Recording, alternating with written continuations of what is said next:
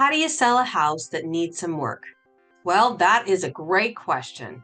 The selling process can already be difficult enough, but when you start adding in noticeable problems with the property into the equation, it can make a home sell even more complicated.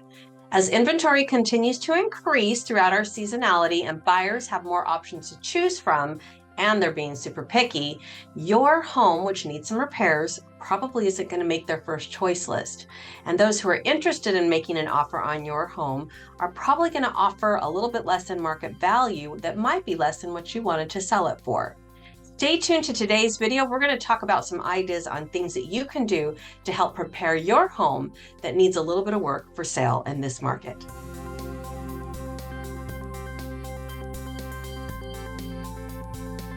Hi, I'm Katie Evans, owner and lead agent of the Living 48 real estate team. Welcome back to another one of our vlogs, our video blogs. We've got 3 different points and 3 different ideas today that we can share with you in order to help you prepare to sell a house that needs a little bit of work. All right, our first point for today is get a home inspection. Let's go ahead and preemptively learn about our house. Let's find out what it is that needs to be taken care of and the extent of it.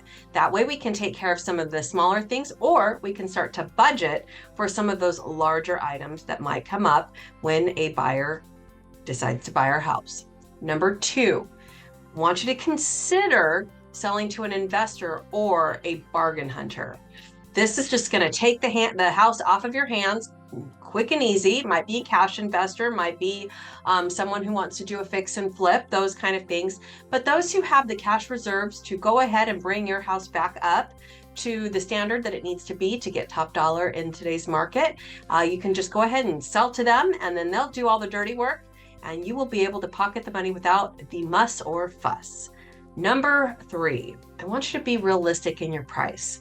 Just because the market was, and I say was as in past tense, that you literally could list anything and get top dollar, multiple offers, and all those kinds of things on it, that is not the market that we are in right now. So I want you to really, really consult with your agent and make sure that you're being realistic in your pricing of your house. If you price ahead of the market too high, you will be chasing the market down, and you will actually get less long-term than if you had priced it right out the gate.